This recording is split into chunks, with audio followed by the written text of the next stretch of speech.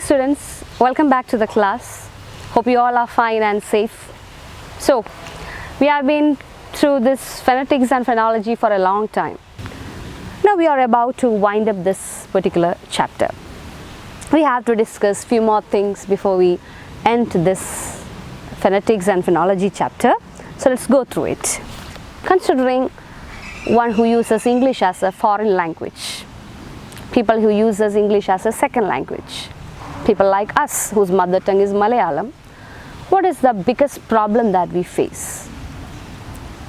Most of had put forward this particular problem, particular issue regarding the spelling and its pronunciation. That might be the greatest problem one who had faced, who is using English as their second language or their communication language. അപ്പോൾ എഴുതുന്നതൊന്ന്, വായിക്കുന്നത് വേറൊന്ന്, അതിൻ്റെ അർത്ഥമോ വേറൊന്ന്. അപ്പം അങ്ങനെ ഈ ഒരു സ്പീച്ചും അതിൻ്റെ സ്പെല്ലിങ്ങും തമ്മിലുള്ള ആ ഒരു incongruity, that long gap between what is written there and what we utter, that creates a big problem in learning or while learning English. We have got 26 alphabets in English, but 44 sounds in the same language.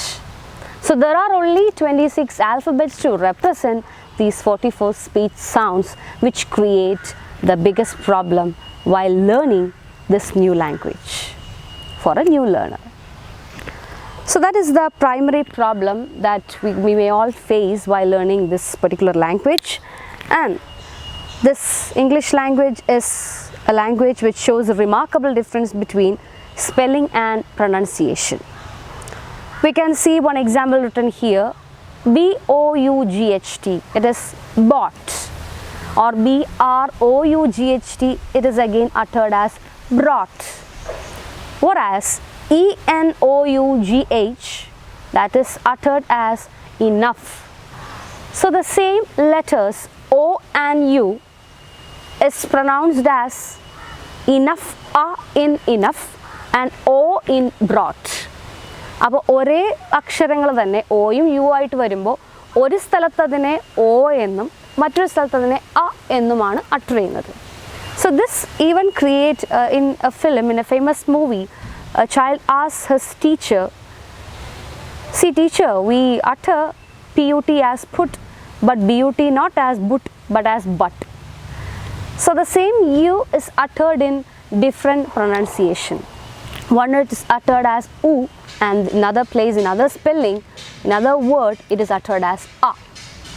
So this is the greatest problem that we could see in English language. There are a few more examples written here, sit and women and village, etc. അപ്പോൾ ഇങ്ങനെയുള്ള ഒരു ചെറിയൊരു പ്രശ്നം വന്നപ്പോഴത്തേക്കും ഇതൊരു പ്രശ്നം മാത്രമാണ്, പിന്നീട് ഒരുപാട് പ്രശ്നങ്ങളുണ്ടായിരുന്നു. അതായത് ഒരു ഭാഷയ്ക്ക് തന്നെ definitely we discussed about dialects, jargons and all that. So dialects, പ്രാദേശിക ഭാഷ, ഒരു ഭാഷയുടെ തന്നെ വ്യത്യസ്തമായിട്ടുള്ള പ്രാദേശികമായിട്ടുള്ള വ്യത്യാസങ്ങളെയാണ് നമ്മൾ ഡയലക്റ്റുകൾ എന്നുകൊണ്ട് പറയുന്നത്. In considering this particular word tapioca, that word in Malayalam language, it takes different terms in different regions. ഒരു സ്ഥലത്ത് കപ്പ എന്നാണെങ്കിൽ മറ്റൊരു സ്ഥലത്ത് മരച്ചീനി എന്നാണ്, വേറൊരു സ്ഥലത്ത് അത് കൊള്ളിയാണ്, പിന്നെ മറ്റൊരു സ്ഥലത്ത് അത് പൂളക്കിഴങ്ങാണ്, ചില സ്ഥലത്ത് അത് കിഴങ്ങാണ്.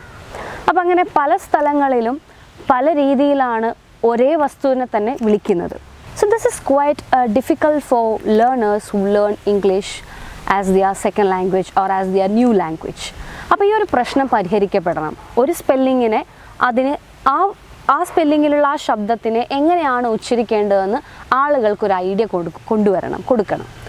അതിനു വേണ്ടി ഒരു പെർട്ടിക്കുലർ ആയിട്ടുള്ള ഫെനറ്റിക് സ്ക്രിപ്റ്റ് കണ്ടെത്തണം, അല്ലെങ്കിൽ അതിന് വേണ്ടിയിട്ട് അത് ക്രിയേറ്റ് ചെയ്യണം എന്ന ഉദ്ദേശത്തോട് കൂടിയിട്ടാണ് 1889 ദ ഇൻ്റർനാഷണൽ ഫെനറ്റിക് ആൽഫബറ്റ് എന്ന് പറയുന്ന വളരെ പെർട്ടിക്കുലർ ആയിട്ടുള്ള ഒരു tabular form of these phonetic scripts ആദ്യമായിട്ട് ഫോമുലേറ്റ് ചെയ്യുന്നത്.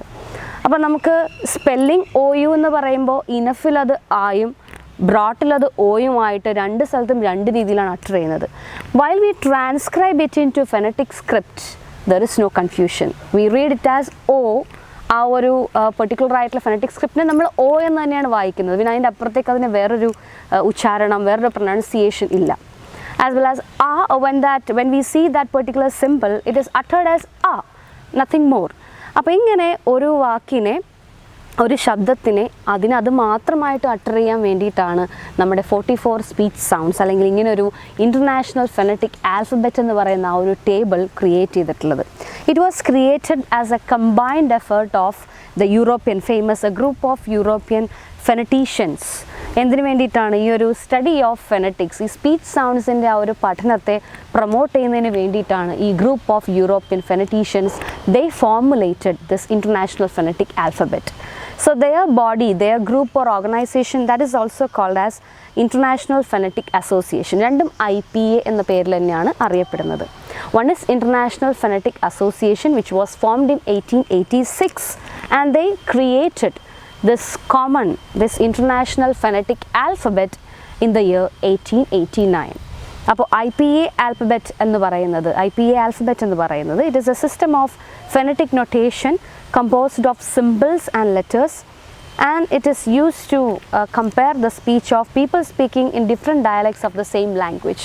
അപ്പോൾ പല സ്ഥലങ്ങളിൽ ഇതേ ഭാഷ സംസാരിക്കുന്ന ആളുകൾക്കിടയിലും ഒരു വാക്കിൻ്റെ യഥാർത്ഥത്തിലുള്ള ഉച്ചാരണം മനസ്സിലാക്കാനായിട്ട് ഇത്തരത്തിലുള്ള വാക്കുകൾ ഒരുപാട് സഹായകരമായി. ഈ ഒരു ഇൻ്റർനാഷണൽ ഫെനറ്റിക് ആൽഫബറ്റ് എന്ന് പറയുന്ന ഈ ഒരു സ്പീച്ച് ചാർട്ട് ഒരുപാട് ഹെൽപ്ഫുള്ളായി എന്നാണ് പറയുന്നത്.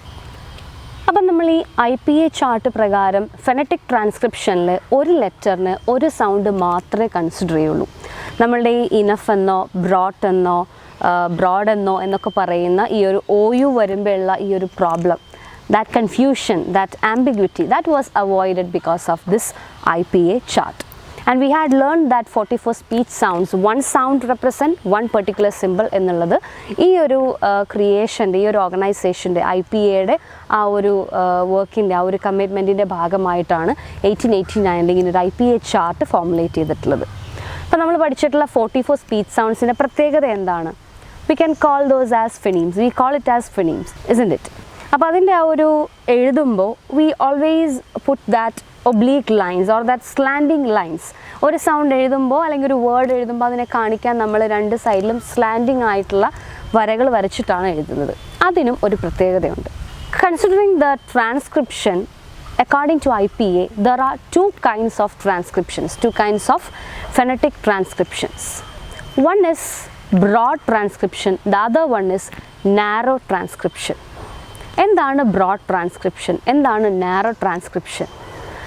Broad transcription means the transcription that we were doing all this time. നമ്മൾ ആ സ്ലാൻഡിങ് ലൈൻ വരച്ചിട്ട് അതിനകത്ത് കുറേ വാക്കുകൾ ട്രാൻസ്ക്രൈബ് ചെയ്ത് അതിന് സിലബിൾ തിരിച്ച് സ്ട്രെസ് മാർക്ക് ചെയ്തൊക്കെ ഇത്രയും നാളും പോയിരുന്ന ആ ഒരു ട്രാൻസ്ക്രിപ്ഷൻ മെത്തേഡ് എന്ന് പറയുന്നത് it is broad transcription method. എന്തുകൊണ്ട് അതിനെ ബ്രോഡെന്ന് വിളിക്കാം കാരണം എന്ന് വെച്ചിട്ടുണ്ടെങ്കിൽ we consider only the sounds in that particular transcription. അവിടെ ആ ഒരു സൗണ്ടിന് മാത്രമേ നമ്മൾ ഇമ്പോർട്ടൻസ് കൊടുക്കുന്നുള്ളൂ, whether it is p or whether it is b or t or d and all that. While narrow transcription means it gave importance to allophonic transcription. ഒരു phoneme തന്നെ, phoneme it is called as an indivisible unit of sound. It is the very smallest unit of sound. But we had learned that it can be again divided into whether it is based on whether it is aspirated or unaspirated, and we call them as allophones. The concrete realization of the same phoneme, ഒരേ phoneme-ന്റെ തന്നെ different ആയിട്ടുള്ള വകഭേദങ്ങൾ. P when uttered as in pin, it is pin. P is aspirated. Whereas in spin, it is not aspirated. It is an unaspirated P. അപ്പോൾ P എന്ന് പറയുന്ന ഫെണീമിൻ്റെ തന്നെ ആസ്പിറേറ്റഡും അൺആസ്പിറേറ്റഡ് ആയിട്ടുള്ള വേർഷനായിട്ട് നമ്മൾ അലോഫോൺസിനെ കണ്ടു. ഈ അലോഫോൺസിൻ്റെ ട്രാൻസ്ക്രിപ്ഷനെയും കൂടി കണക്കിലെടുത്തുകൊണ്ട് അങ്ങനെയുള്ള ട്രാൻസ്ക്രിപ്ഷൻസ് ചെയ്യുമ്പോൾ ആ H എന്ന് പറയുന്നത് നമ്മൾ സൂപ്പർസ്ക്രിപ്റ്റഡ് ആയിട്ട് എഴുതിയിട്ടുള്ള ആ ഒരു ട്രാൻസ്ക്രിപ്ഷനിൽ അതും കൂടെ ഉൾപ്പെടുത്തി എഴുതുന്ന ട്രാൻസ്ക്രിപ്ഷനെയാണ് നമ്മൾ നാരോ ട്രാൻസ്ക്രിപ്ഷൻ എന്ന് പറയുന്നത്.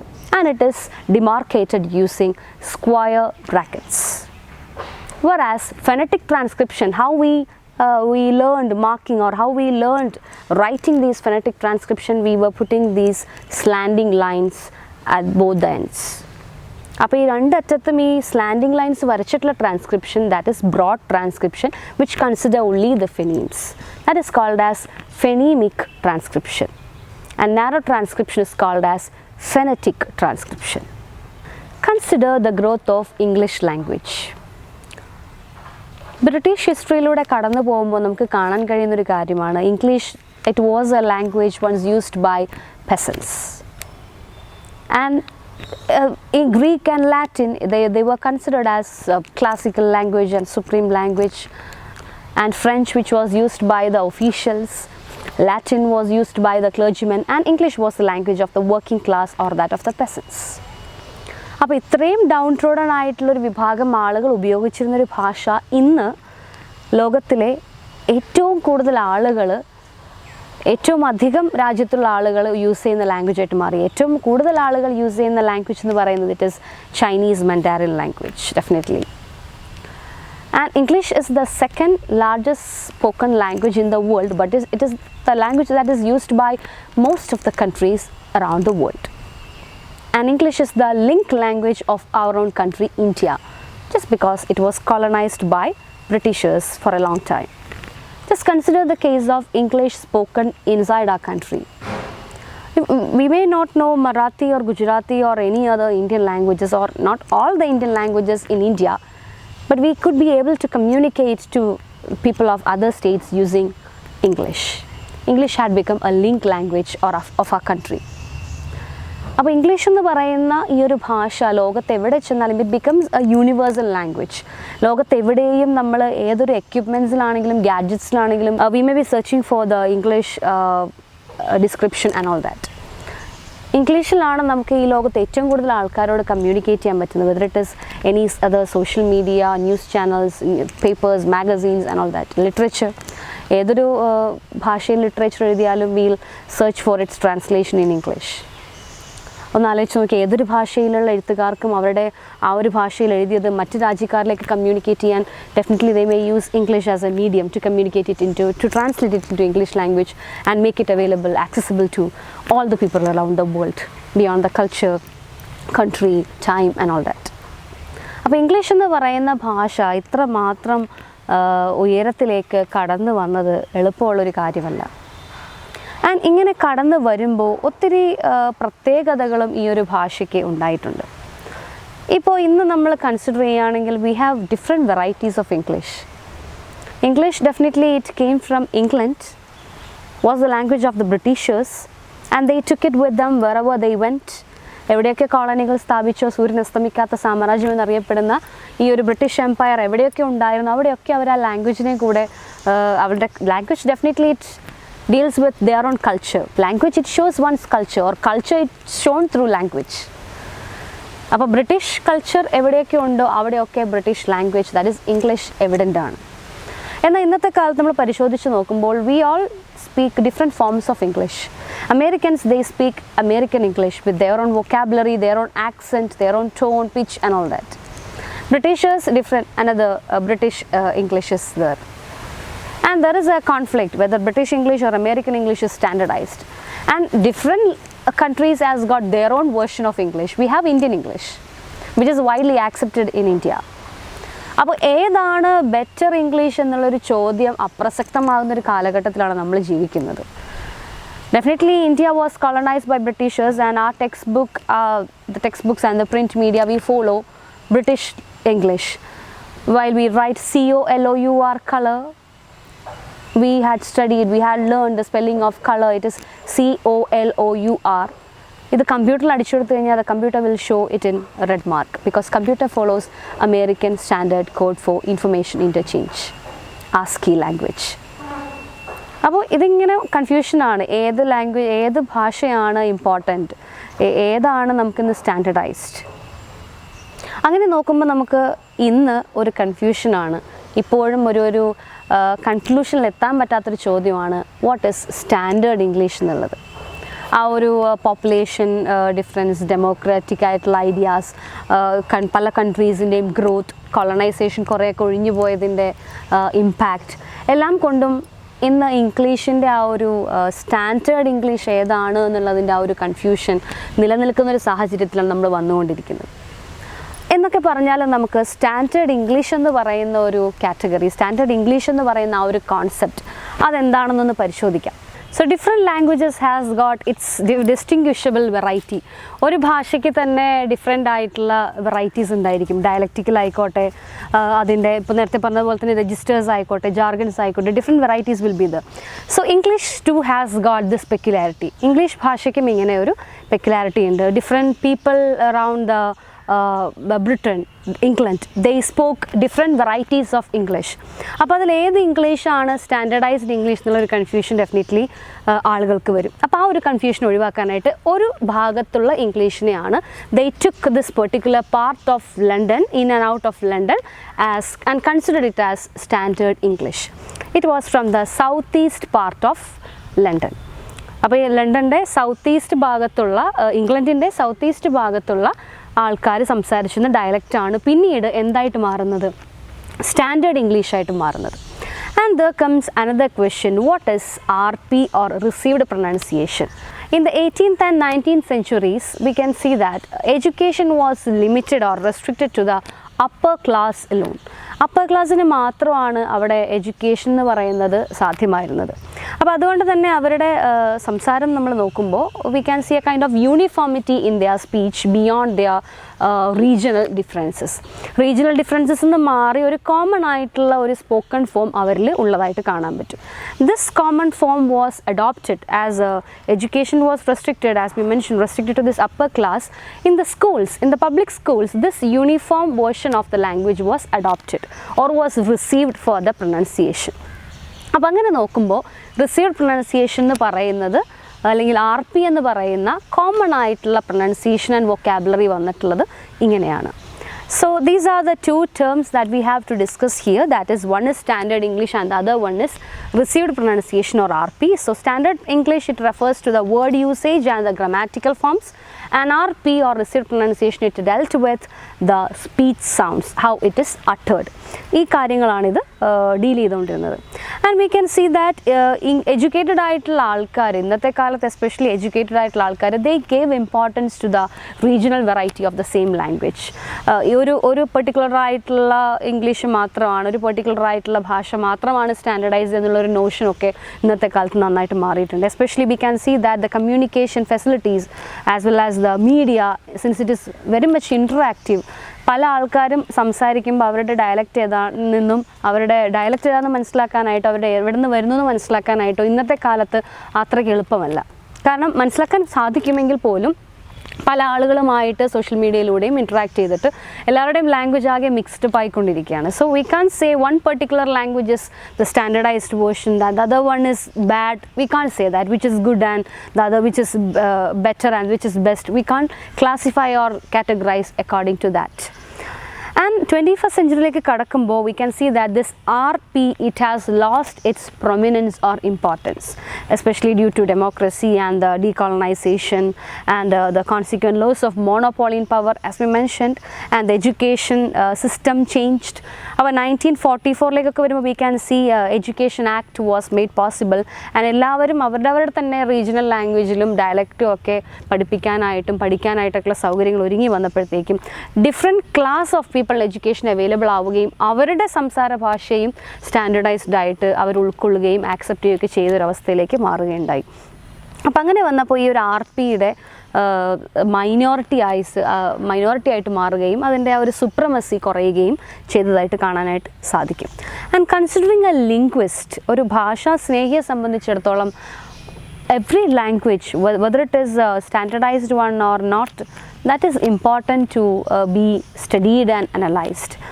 ഏത് തന്നെ ആയിക്കോട്ടെ അതിനെ പഠിക്കുക എന്നുള്ളതാണ് ഒരു ഭാഷ പണ്ഡിതനെ അല്ലെങ്കിൽ ഒരു ഭാഷാ സ്നേഹിക്ക് ചെയ്യാനായിട്ടുള്ളത്. അതിലേതാണ് ബെറ്റർ ഏതാണ് മോശം എന്ന് ചിന്തിക്കുക എന്നുള്ളതല്ല. As we can see that in traditional grammarians they gave importance to writing and all those grammar and all that. And we can see modern linguistics, it deals with the speech form. Spoken forമിനാണ് കുറച്ചും കൂടെ importance അവിടെ കാണുന്നത്, സ്പീച്ചിനാണ് കുറച്ചും കൂടെ importance കാണുന്നത്. അപ്പോൾ സ്പീച്ചിലാണ് ഏറ്റവും അധികം ഫ്ലെക്സിബിലിറ്റിയും അൺലിമിറ്റഡ് ആയിട്ടുള്ള വേർഷൻസും ഉള്ളത്. Language when it is written its possibility and its study it is very much limited. Punctuation മാർക്കുണ്ട്, ഗ്രാമാറ്റിക്കൽ സ്ട്രക്ചർ ഉണ്ട്, അങ്ങനെ കുറച്ച് കാര്യങ്ങൾ ഒഴിച്ചു കഴിഞ്ഞാൽ ലാംഗ്വേജ് യൂസേജ് ഉണ്ട്. കുറച്ച് കാര്യങ്ങൾ ഒഴിച്ചു കഴിഞ്ഞാൽ സ്പീച്ചിലേക്ക് വരുമ്പോഴാണ് we can see this variety. Each individual speak in a different style. അപ്പോൾ അങ്ങനെ ഒരുപാട് ഇൻഡിവിജ്വൽസിൻ്റെ ഒരു ഗ്രൂപ്പ് ഇറ്റ് ക്രിയേറ്റ്സ് ഡയലക്ട്സ്. ഇത്തരം ഡയലക്ട്സ് ക്രിയേറ്റ് ചെയ്തിട്ടുള്ള ലാംഗ്വേജ്, ഈ ഡയലക്റ്റിൻ്റെ വേറൊരു ലാംഗ്വേജ് ഫാമിലിയുടെ സബ് ഗ്രൂപ്പാണ്. ആ സബ് ഗ്രൂപ്പ് തന്നെ വേറൊരു വലിയ ലാംഗ്വേജ് ഫാമിലിയുടെ ഒരു വിഭാഗമായിട്ട് മാറുന്നു. അങ്ങനെ സിസ്റ്റമാറ്റിക്കായിട്ട് ഒരുപാട് പഠിക്കാനായിട്ടും അറിയാനായിട്ടും ഈ സ്പോക്കൺ ഫോമിന് തന്നെ ഉണ്ട്. So a linguist will not regard RP or standard English as better in any respect than any other regional or national dialect. And we can see that the question of better or good, it's just a social question, not at all a linguistic question എന്ന് പറഞ്ഞിട്ടാണ് ആ ഭാഗം അവസാനിക്കുന്നത്. We can see few words written in the phonemic script or in the broad transcription. നമ്മൾ പറഞ്ഞു slanting ലൈൻസിൽ എഴുതുന്നത് broad transcription ആണ്, നമ്മൾ ഫോളോ ചെയ്യുന്നത് ആ ഒരു ബ്രോഡ് ട്രാൻസ്ക്രിപ്ഷൻ ആണെന്ന് പറഞ്ഞു. അങ്ങനെ ബ്രോഡ് ട്രാൻസ്ക്രിപ്ഷനിൽ എഴുതിയിട്ടുള്ള കുറച്ച് വാക്കുകളും അവരുടെ സ്ട്രെസ് മാർക്കിങ്ങാണ് അവിടെ കൊടുത്തിട്ടുള്ളത്. Mature, custom, dressing, loose, saying, invite, invitation, dominate, communicate, syllabification എന്ന് പറയുന്ന കുറച്ച് വാക്കുകൾ അതിൻ്റെ സ്ട്രെസ് മാർക്ക് ചെയ്ത് കൊടുത്തിട്ടുണ്ട് ഫെണീമിക് സ്ക്രിപ്റ്റിൽ, ബ്രോഡ് ട്രാൻസ്ക്രിപ്ഷനിൽ. We can see very important topic here in the last part, that is gradation. What is gradation? In a informal discourse or in a speech, in a discourse, we won't insist on what we learn or what is in the printed language. Spoken form printed വേർഷനിൽ പറയുന്നതായിട്ട് നമ്മൾ അധികം കാണാറില്ല. ഞാൻ പോകുന്നു എന്ന് ഞാൻ പറയാറില്ല നമ്മൾ സാധാരണ. പോവാണ്, പോവാ, പോണേണ്, അങ്ങനെ ഒരു ആബ്രിവേറ്റഡ് ആയിട്ടുള്ള ഫോമായിട്ടാണ് നമ്മളത് കാണാറുള്ളത്. അല്ലെങ്കിൽ പോകൂ എന്ന് പറയുന്നതിന് പകരം പോ, വരൂ എന്ന് പറയുന്നതിന് പകരം വാ. So we'll shorten or we'll make the words into its weak forms. In English also we can see this particular feature. That is, each word or most probably the auxiliary verbs, it has got stronger form, and in discourse we may use its weak form. അങ്ങനെ കുറച്ച് ഉദാഹരണങ്ങൾ ഇവിടെ കൊടുത്തിട്ടുണ്ട്. was, it is used as was, and are as a, and had as had, and do as do. അപ്പം അങ്ങനെ അതിൻ്റെ strongest ഫോമും ഉണ്ട്, സ്ട്രോങ് ഫോമും ഉണ്ട്, വീക്ക് ഫോമും ഉണ്ട്. ഒരു സ്പീച്ചിലേക്ക് വരുമ്പോൾ it's quite natural to use the weak form because it will keep the very rhythm of that particular language. ലാംഗ്വേജിൻ്റെ വളരെ രസകരമായിട്ടുള്ള ഒരു ഫ്ലോയിൽ, ഒരു ഫ്ലുവൻസിയിൽ അതിൻ്റെ റിതം കൊടുക്കുന്നത് ഈ പെർട്ടിക്കുലർ ആയിട്ടുള്ള വീക്ക് ഫോംസ് യൂസ് ചെയ്യുമ്പോഴാണ്. നമ്മൾ സ്ട്രോങ് ഫോം യൂസ് ചെയ്യുമ്പോൾ പറയില്ല, അച്ചടി ഭാഷയിൽ സംസാരിക്കുന്നത് കേൾക്കാൻ ഒട്ടും സുഖം ഉണ്ടാവില്ല. It loses its very essence. So this very essence is contributed by this weak forms and its rhythm. അപ്പോൾ ഈ പെർട്ടിക്കുലർ റിതം ഫോളോ ചെയ്യാനായിട്ട്, കീപ്പ് ചെയ്യാനായിട്ട് ഇത്തരം വീക്ക് ഫോംസ് ആണ് കൂടുതലും യൂസ് ചെയ്യാറ്. ഇങ്ങനെ സ്ട്രോങ് ഫോമിന് പകരം വീക്ക് ഫോം യൂസ് ചെയ്യുന്ന ഈ ഒരു ഫെനമിനെ പറയുന്ന പേരാണ്, ഈ ഒരു പെർട്ടിക്കുലർ പ്രോപ്പർട്ടി ഓഫ് ലാംഗ്വേജിനെ വിളിക്കുന്ന പേരാണ് gradation. So the phenomenon in which weak forms are used instead of strong forms in discourse or in speech, in connected speech especially, that is called as gradation. And there are few more examples written here. We are rich എന്ന് പറയണേ, we are rich എന്ന് പറയേണ്ട, we are rich എന്ന് പറഞ്ഞ് വളരെ I am coming പറയേണ്ട, I am coming വളരെ ചുരുക്കി പറയാനായിട്ട് നമുക്ക് സാധിക്കും. Last topic that we can wind up this particular chapter. So let's go through the very last topic of this chapter, that is sentence stress. We had gone through word stress or word accent. What is word stress or word accent? One particular syllable is given primary stress. We had gone through the primary stress and secondary stress marking and all that. Secondary stress നമുക്കില്ല തൽക്കാലം mark ചെയ്യാനായിട്ട്. Primary stress mark ചെയ്ത് നമ്മൾ കുറച്ച് വാക്കുകളൊക്കെ exercise ഒക്കെ ചെയ്ത് നോക്കിയൊക്കെ ചെയ്തു, following the rules and all that. Quite sure there will be few questions in the for the examination, university examinations regarding the sentence stress marking and all that. അപ്പോൾ അങ്ങനെ 2 marks question ആയിട്ടൊക്കെ ചോദിക്കാൻ സാധ്യതയുള്ള ചോദ്യമാണ്. എനിവേ, വേർഡ് സ്ട്രെസ് നമ്മൾ കണ്ടു. ഒരു particular syllable, ബാക്കിയുള്ളതൊക്കെ അൺസ്ട്രെസ്ഡും ഒന്ന് സ്ട്രെസ്ഡും ആയിട്ട് വരുന്നത് നമ്മൾ കണ്ടു. The same thing will happen in A sentence also. ഒരു സെൻറ്റൻസിലും ചില വാക്കുകൾ പ്രൊമിനൻ്റ് ആയിട്ട് എംഫസൈസ്ഡ് ആയിട്ട് വരികയും മറ്റുള്ളവയൊക്കെ അൺസ്ട്രെസ്ഡ് ആയിട്ട് മാറുകയും ചെയ്യുന്ന സിറ്റുവേഷൻ ഉണ്ട്. So it's quite difficult to know okay which one is the stressed one and which syllables or which words are considered as unstressed. അപ്പോൾ നമുക്ക് ആദ്യം ഈ ഒരു വർക്ക് സ്ട്രെസ് ഒന്ന് കുറക്കാം, അല്ലേ? ഈ വർക്ക് സ്ട്രെസ് ഒന്ന് നമുക്ക് കുറയ്ക്കാം. So there is one technique for that. എല്ലാ വേർഡ്സും സ്ട്രെസ് ചെയ്യേണ്ട ആവശ്യമില്ല. ചില ആൾക്കാരെ മാത്രം സ്ട്രെസ് ചെയ്താൽ മതി. ചില ആൾക്കാരെ നമുക്ക് ആദ്യമേ തന്നെ അൺസ്ട്രെസ് ചെയ്തിട്ട് അങ്ങോട്ട് ഒഴിവാക്കാം. Which are these words which can be avoided from this stressing? They are called as function words. Which are the function words that you know? Prepositions, conjunctions, articles, right? Then relative pronouns and auxiliary verbs. ഈ പറയുന്ന ആൾക്കാരൊക്കെ എന്താണ്? Function words ആണ്. അപ്പോൾ ഈ function വേർഡ്സിൽ stress mark ചെയ്യേണ്ട ആവശ്യമില്ല. Prepositions, conjunctions, articles, auxiliary verbs and relative pronouns, ഈ പറയുന്ന 5 കൂട്ടറിലും സ്ട്രെസ് മാർക്ക് ചെയ്യേണ്ട. പക്ഷേ കണ്ടൻറ് വേർഡ്സിൽ സ്ട്രെസ് മാർക്ക് ചെയ്യണം. ഏതൊക്കെയാണ് content words? Nouns, pronouns, verb, adverb, adjective എന്നീ പറയുന്ന കണ്ടൻറ് വേർഡ്സിൽ സ്ട്രെസ് മാർക്ക് ചെയ്യണം. അപ്പോൾ ഒരു സെൻറ്റൻസ് തന്നു കഴിഞ്ഞിട്ടുണ്ടെങ്കിൽ നമുക്കതിൽ എവിടെയൊക്കെ സ്ട്രെസ് മാർക്ക് ചെയ്യാൻ സാധ്യതയുണ്ട് എന്നുള്ളത് ആദ്യം നമുക്ക് മനസ്സിലാക്കാം. There is A sentence written here: Ram is very fond of swimming. Ram is very fond of swimming. So നമുക്ക് ആദ്യം ചെയ്യേണ്ട പണി എന്താണ്? ആദ്യം ഇതിൽ ആവശ്യമില്ലാത്ത ആൾക്കാരെയൊക്കെ നമുക്ക് കളയാം. So we can see whether we can just go through. Okay, 5 കാറ്റഗറിയിൽ ആരെങ്കിലുമൊക്കെ ഇവിടെ ഉണ്ടോ നമുക്ക് നോക്കാം. പ്രിപ്പൊസിഷൻസ് ഉണ്ടോ, കൺജങ്ഷൻസ് ഉണ്ടോ, ആർട്ടിക്കിൾസ് ഉണ്ടോ, ഓക്സിലറീസ് ഉണ്ടോ, റിലേറ്റീവ് പ്രൊനൗൺസ് ഉണ്ടോ? ഉണ്ട്. ആരൊക്കെയോ ഉണ്ട്. റാം ഇസ് ഓക്സിലറി വെർബ് പോയി. വെരി ഫോണ്ട് ഓഫ് പ്രിപ്പൊസിഷൻ പോയി. അപ്പോൾ ബാക്കിയുള്ള ആൾക്കാരാണ് കണ്ടൻറ് വേർഡ്സ്. അവരിലാണ് നമുക്ക് സ്ട്രെസ് മാർക്ക് ചെയ്യാനായിട്ട് സാധിക്കുക. So Ram, very font, swimming. അപ്പോൾ ഇവരിലാണ് നമ്മൾ സ്ട്രെസ്സ് കൊടുക്കാനായിട്ട് സാധ്യതയുള്ളത്. ഇതിലേതിലാണ് നമ്മൾ സ്ട്രെസ്സ് കൊടുക്കാൻ എങ്ങനെ അറിയുക? It depends upon the speaker. ആരാണോ ഇത് സംസാരിക്കുന്നത് അയാൾക്ക് എന്താണോ കൺവേ ചെയ്യാനുള്ളത് അതിനെ ബേസ് ചെയ്തിട്ടിരിക്കും ആ സെൻറ്റൻസിൽ സ്ട്രെസ്സ് മാർക്ക് ചെയ്യുന്നത്. ഒരു ഉദാഹരണം ഇവിടെ കൊടുത്തിട്ടുണ്ട്. I came there yesterday. I came there yesterday എന്ന് പറയുമ്പോൾ അവിടെ ഐ ആണ്, അതുപോലെ തന്നെ കെയിം ആൻഡ് യെസ്റ്റർഡേ. ദർ നമ്മൾ ഒഴിവാക്കി. പ്രിപ്പൊസിഷൻ ദർ, ഹിയർ, ദർക്ക് വരുന്നത് നമ്മൾ ഒഴിവാക്കി. അപ്പോൾ ഐ ഉണ്ട്, കെയിം ഉണ്ട്, യെസ്റ്റർഡേ ഉണ്ട്. ഇതിലേതിലാണ് സ്ട്രെസ് മാർക്ക് ചെയ്യുക? I came yesterday.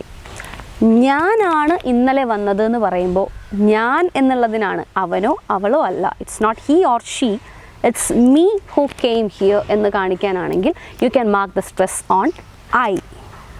Or if you want to highlight on I came yesterday. ഞാനിവിടെ വന്നു, ഞാനിവിടെ ഉണ്ടാവുകയല്ല, ഞാൻ വേറെ എവിടെ പോയേക്കായിരുന്നു, ഞാനിങ്ങോട്ടേക്ക് വന്നു, ഇന്നലെ ഞാൻ വന്നു എന്നുള്ളതിനെയാണ് ഹൈലൈറ്റ് ചെയ്യുന്നതെങ്കിൽ U can mark the stress on came.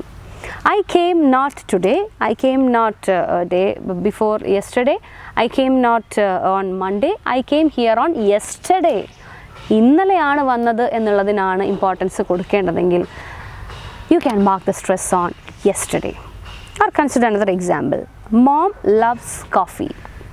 So mom loves coffee. If the stress is marked on mom, definitely if it is in a speech, you can easily understand mom loves coffee. So you'll get the idea that okay, it is mom who loves the coffee, not the father, not the son, not the daughter, not uncle, not aunt, not grandma എന്ന് മനസ്സിലാക്കാനായിട്ട് സാധിക്കും. കാരണം നമ്മൾ pitch കൂട്ടിയപ്പോൾ നമുക്ക് മനസ്സിലായി അമ്മയ്ക്കാണ് കാപ്പി ഇഷ്ടം എന്ന് പറഞ്ഞത്. Mom loves coffee, which means that she is not hating coffee, she is loving coffee, she loves to have coffee. ഇഷ്ടമാണ്, കാപ്പി കുടിക്കാൻ ഇഷ്ടമാണ് എന്ന് മനസ്സിലാക്കാനായിട്ട് സാധിച്ചു. ദേഷ്യമല്ല. മോം ലവ്സ് കോഫി എന്ന് പറയുമ്പോൾ the speaker wants to highlight on the term, on the word coffee.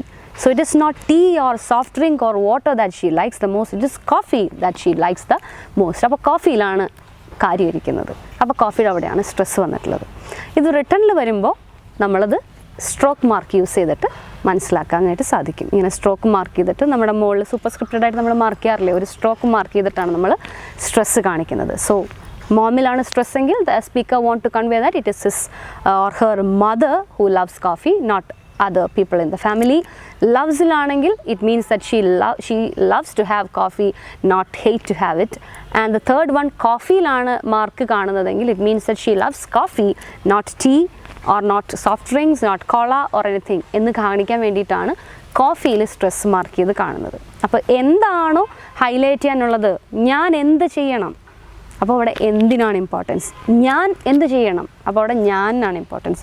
ഞാൻ എന്ത് ചെയ്യണം എന്നാണ് നീ പറയുന്നത്, അപ്പോൾ ചെയ്യണം എന്നുള്ളതിനാണ് ഇമ്പോർട്ടൻസ്. ഞാൻ എന്ത് പറയണം എന്നുള്ളതിനോ ഞാൻ എന്ത് കേൾക്കണം എന്നുള്ളതിനോ അല്ല. അപ്പോൾ എന്താണോ പറയാൻ ഉദ്ദേശിക്കുന്നത് അവിടെ നമുക്ക് ഒരു സെൻറ്റൻസിൽ സ്ട്രെസ് മാർക്ക് ചെയ്യാനായിട്ട് സാധിക്കും.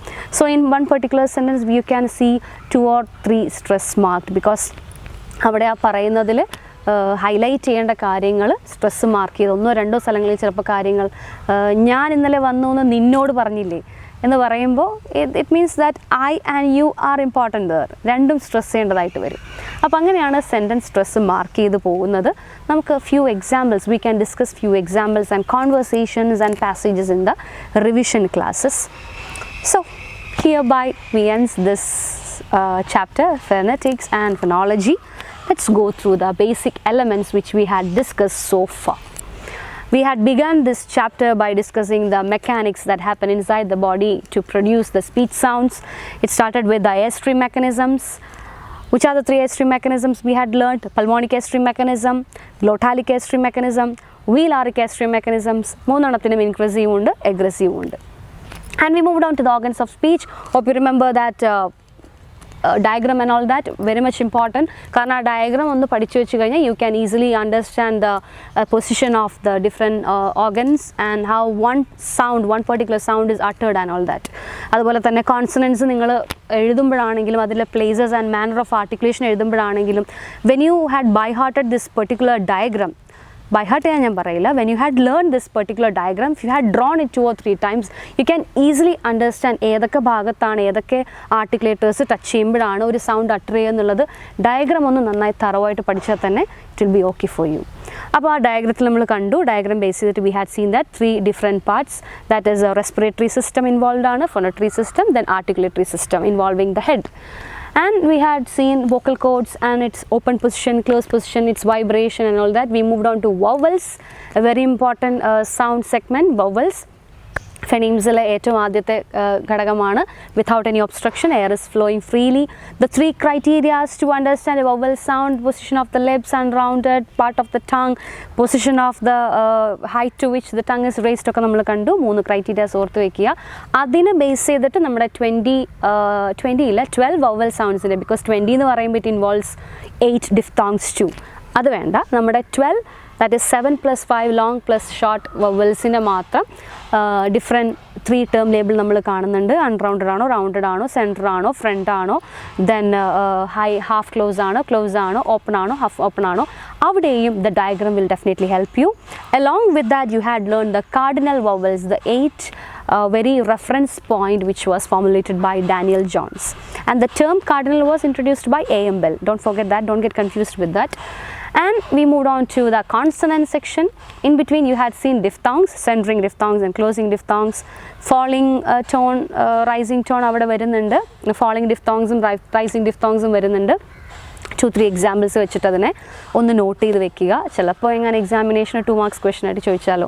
ദെൻ ട്രിഫ്തോങ്സ് വരുന്നുണ്ട്. And then after that you had seen the consonant sounds, ഒബ്സ്ട്രക്ഷനോട് കൂടി, പാർട്ട്ലി ഓർ കംപ്ലീറ്റ്ലി ഒബ്സ്ട്രക്ഷനോട് കൂടി വരുന്ന സൗണ്ട്സ് ആണ് കോൺസണൻസ് എന്ന് പറയുന്നത്.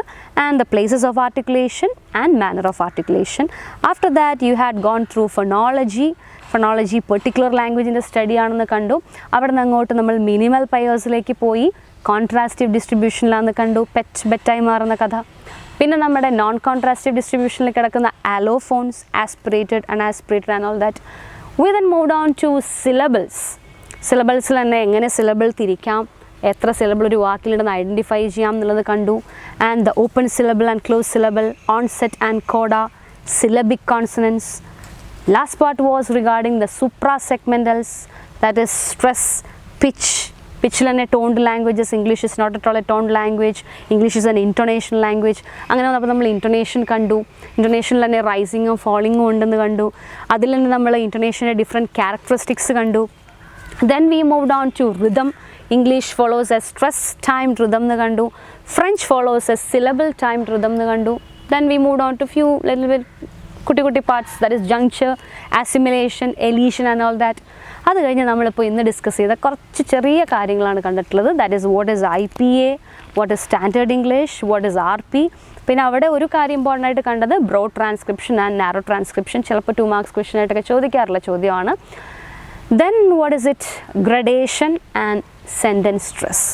സെൻറ്റൻസ് സ്ട്രെസ് ഒരു 5 മാർക്സ് ക്വസ്റ്റ്യൻ ആയിട്ടൊക്കെ ഒരു പാസേജ് തന്നിട്ട് അതിനെ ഒന്ന് ട്രാൻസ്ക്രൈബ് ചെയ്യാനായിട്ടൊക്കെ ചോദിച്ചു എന്ന് വരും. So as I mentioned earlier, we can discuss the transcription and we can do little more exercises during the revision classes and all that. So അതുവരെ പഠിച്ചതൊക്കെ ഓർക്കുക. Learn well, go through the chapters well, do the exercises frequently, take 1 or 3 words daily and just transcribe it yourself and check it. You can definitely go through Google and refer which is the what is the actual transcription of it, or if there is a dictionary with you, a pronunciation dictionary, if there is a dictionary is with you, you can go refer to the Daniel Johns dictionary and can learn how it is actually pronounced and all that. Just a fun time activity, take it as a fun time activity. As I mentioned earlier, നമ്മൾ fun time ആണ് ചെയ്തു പോയിട്ടുള്ളത്. നമ്മൾ പറയുന്ന പല വാക്കുകളുടെയും actual pronunciation എന്താണെന്ന് ഒന്ന് അറിയുക, അത് പഠിക്കുക. We can definitely follow our own Indianised version as we all know that. ഒരു എണ്ണം ബെറ്റർ ആണ് ബെസ്റ്റ് ആണ് നമ്മൾ കാണണ്ടെന്നാണ് നമ്മൾ പഠിച്ചിട്ടുള്ളത്. Definitely our own version of English is also good. It is also taken into an accepted form, so don't worry about it, but we have to know about it actual pronunciation. That is our knowledge. So go through it, be safe, be happy. Till then, take care.